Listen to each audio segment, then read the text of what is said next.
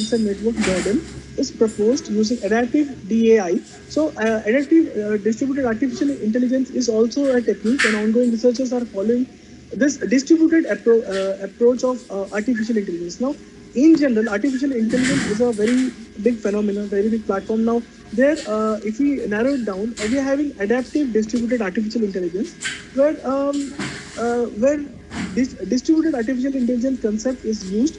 In distributed artificial intelligence concept, the different sensor nodes in a network or in a dynamic cluster, they are being called as different agents. So a multi-agent network, we're trying to make it out, and using that multi-agent artificial network concept, the problem statement wants to go with dynamic clustering wireless sensor network model.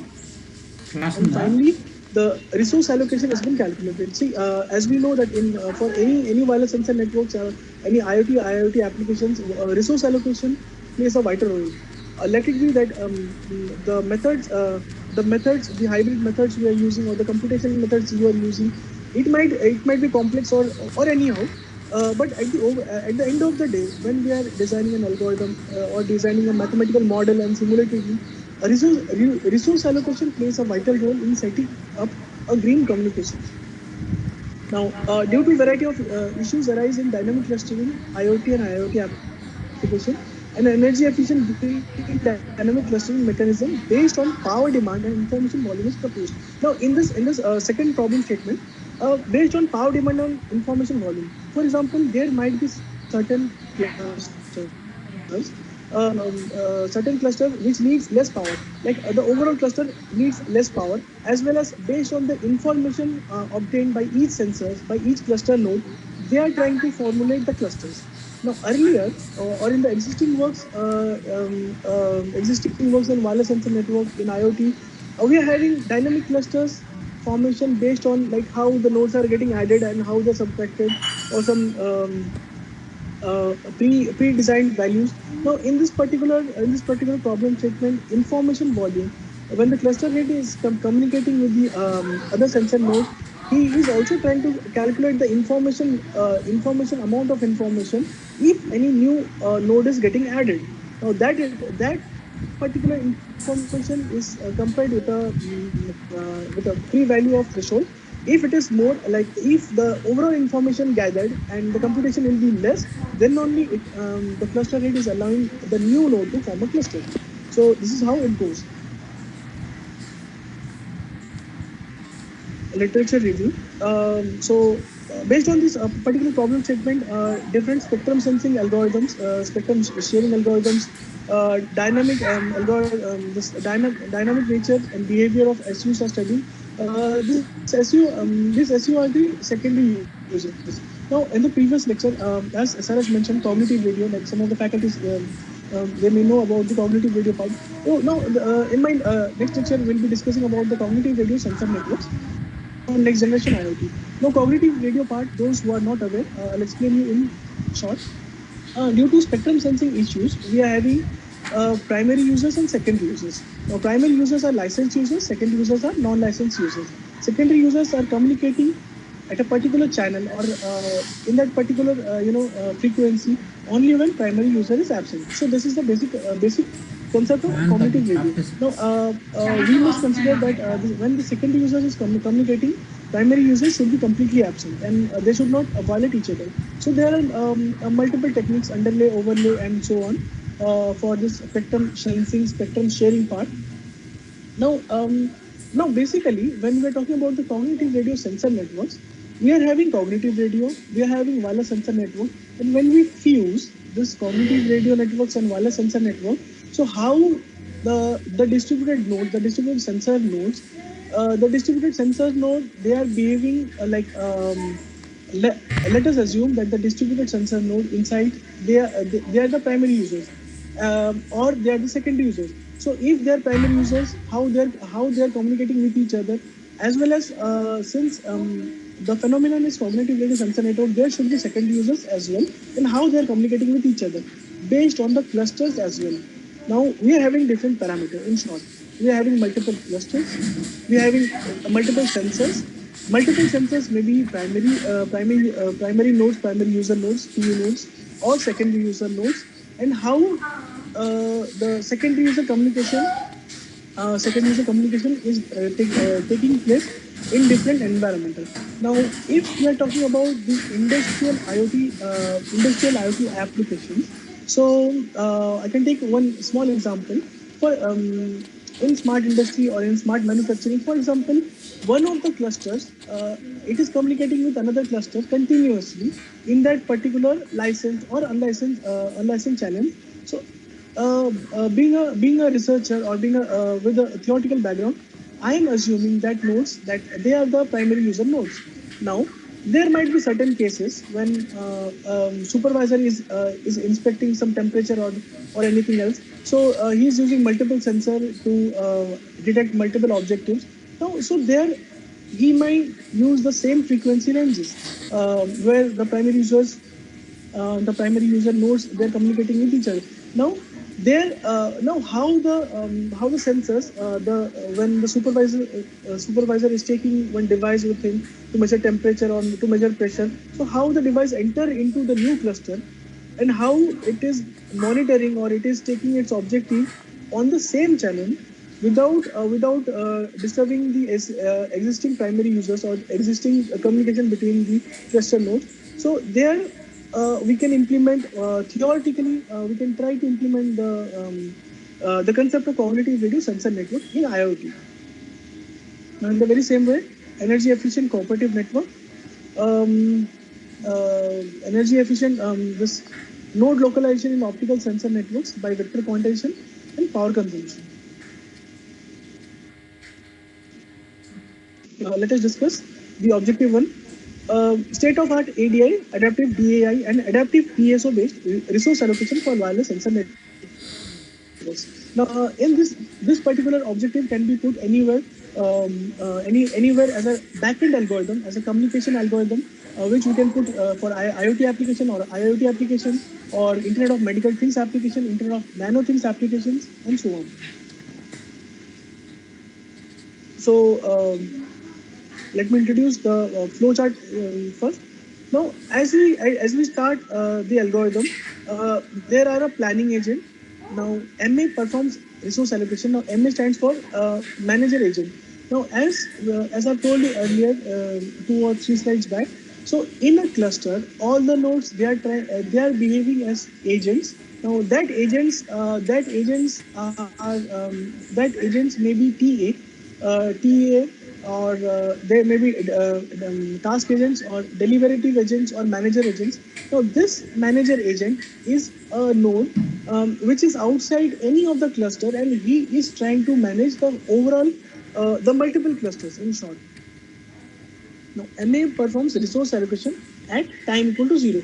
Now, initially we're trying to formulate a basic network where a minimum resource allocation is being performed.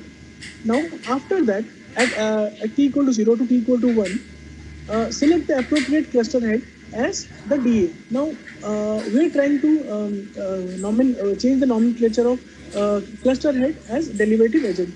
Now, if we are since we are having multiple clusters, therefore we are having since we are having multiple clusters, we are having multiple cluster heads, and some of the cluster heads are getting selected, and we are calling it as deliberative agents. MA managing agent and coordinator agent response. Now here basically what I'm doing is I'm trying to find it out the task migration. Like for example, in a particular clusters we are having multiple nodes. That simple nodes are the task agents, TA nodes. Now what DA is doing is DA is trying to assign since DA are the DA some of the DA are the cluster heads. So they are trying to allot the task to different nodes, and they are trying to evaluate the cluster and trying to optimize the overall information process. Here you can see mathematically the DATA, the deliberative agent, and the TA. Now, in layman's language, I can call it as cluster head and the normal sensors node, or the base station, or the sync sync node and the normal nodes. So when the when the cooperative communication is getting established for intra-cluster communication, how the energy is getting calculated for transmission as well as for reception. Now, based on this designed energy models, um, the cluster, the shape of the cluster, the size of the cluster are being fixed. Now, these are some of the simulation results. This is the DAI and APSO method. Now, distributed artificial intelligence and using adaptive PSO method. Some of the WSL researchers, those who are working in different optimization, so they can use their optimization, various optimization techniques to design the problem statement based on the physical layer as well as the dynamic clustering layer and on-demand basis. For example, since we are discussing more on IoT topics, they can select a particular IoT application where the nodes are getting distributed randomly. The nodes are moving, and how the node in the back end of the computing part or the edge computation part, how the edge computation should behave. So there they can implement their optimization algorithm, and they can try to find out some of the objective function they can try to solve. And finally, the we should focus more on resource allocation part and green networking. Now, these are the two results. Now, as you can see, time response during cluster formation and resource allocation. So here I have taken 10,000 simulation and time in milliseconds. So IEEE 802.11, this is one of the standard protocol. So that protocol has been compared with the proposed method of dynamic clustering model. And since the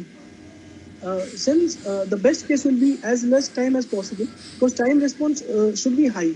So since time response should be high, the time taken should be less for more number of simulations. So DAI, TSO, and DI, APSO, the results they are showing is quite good in nature, and for computation purpose, we can try to formulate and implement these hybrid results in IoT applications. One more simulation results. Performance comparison during dynamic clustering and resource allocation. So so here in this particular graph, as we are increasing the number of simulations, we can see the residual energy is also getting decreased. Now this is the DI APSO. So here we are having conventional method also. So in conventional method, what I have taken is I have taken the fixed shape dynamic clusters. So there I've taken a circular cluster size. So the researchers, they can take some more different size, or maybe some dynamic optimized size based on the feedback. Okay, moving to the next proposed model, dynamic clustering method based on power demand and information volume for intelligent green IoT. This is my recent paper. It has been published in Computer Communication. So the most important part about this dynamic clustering is that we are completely dealing with the information volume. Now, information volume, in short, is the thing like when a node is getting when a node enters clusters, and when it is communicating with the cluster head. In our previous model, it was DA, derivative agent. So it is communicating with cluster heads that I want to enter your cluster. Please allow me. The cluster head will ask him about his present information volume. For example, he will tell that, okay, my present information volume is X. So he will compare the X with his existing information volume in such a way that the overall information content of the cluster should get increased. Okay, so if the overall information after when a new node is getting joined, so if the information volume is less than that of the existing one, then the resource allocation will certainly the performance will be bad. So our main aim is to design energy efficient resource allocation techniques. So information volume plays a major role. So based on the information volume, that if the new node which is getting joined, if the amount of information is okay, or the information is more than that of threshold, then only it will accept the new node to join the cluster, or else it will directly getting rejected. So in this particular cluster formation, dynamic cluster formation, we are not allowing any of the nodes just randomly to join our cluster. Rather, we are comparing their information and proceeding. Some of the simulation result, I'll go directly to the simulation results.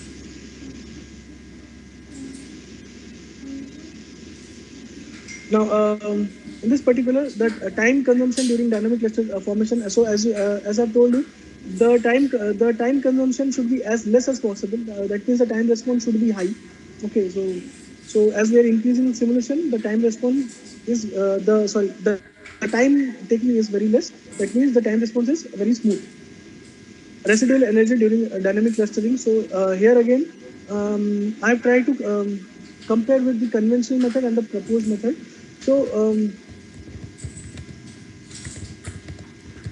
the proposed method with 10,000 nodes and 1,000 nodes showing a very good result as compared with the conventional node method. So here again I have taken the round node structure as dynamic node with some fixed amount of simulation area. Simulation scenario. So here I have taken 1,000 nodes. I have taken 10,000 nodes for the simulation. So minimum and maximum conditions. Again, the SNR which I have taken is starting from the 0 SNR 0 dB to 20 dB. I have taken simulation time. I have taken from 0 millisecond to 1 millisecond. Simulation area I have taken 100 meters into 100 meters. This simulation parameters is very important. Now, bit error rate before information correlation and bit error rate during information correlation. Since as I've discussed. Okay, as I've discussed, the information volume plays a vital role during the proposed dynamic clustering method. So bit error rate is also compared with the existing one, DI-APSO using HML. HML stands for hierarchical the maximum likelihood. Conventional method. So conventional method, we have used directly the error function method to calculate the error and to simulate it. And finally, the proposed approach. So here you can see the bit error rate response is also good.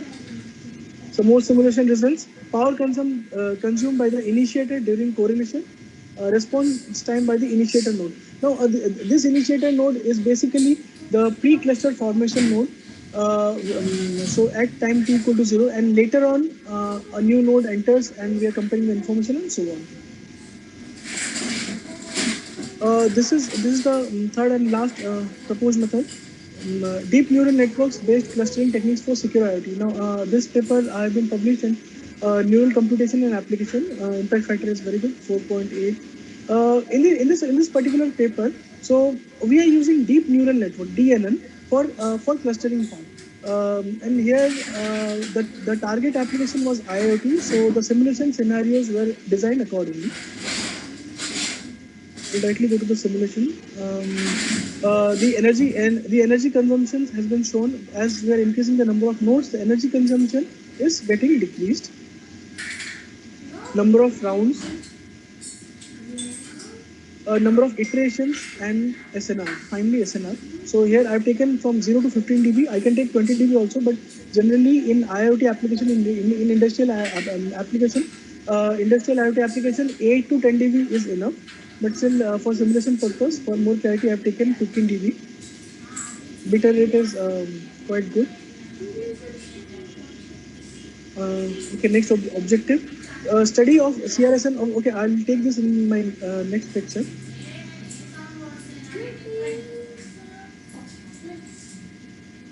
Okay. Finally, brief conclusion and scope about the points which I have taken. Dynamic clustering based model for wireless sensor networks.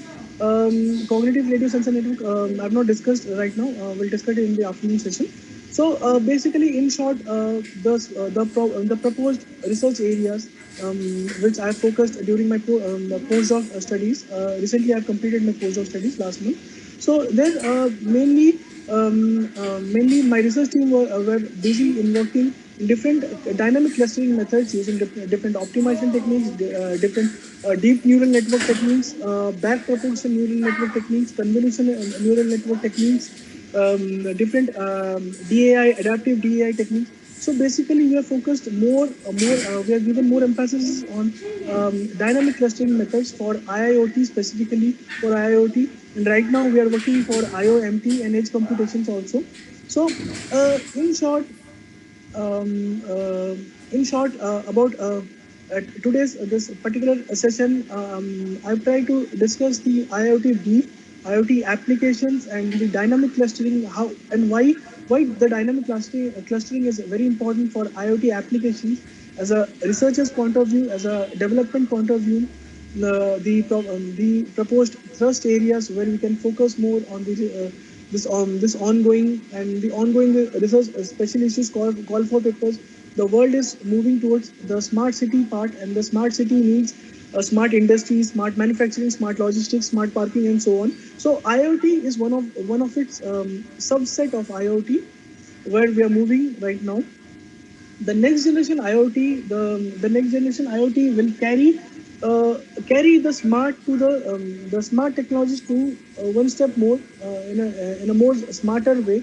So there we are having in the previous lecture, sir was discussing about the massive MIMO part. So here in next generation IoT, the world is moving towards massive IoT part also, massive IoT. You will see. So there, the number of components they are increasing. The data rate is getting increasing huge. The researchers they're trying to use the terahertz communication cell-less structures to be introduced for IoT applications and next generation IoT. Some of the publications, related publications. Okay. Okay, thank you very much. I'd like to go for question answers. Yes, sir. Thank you very much, sir.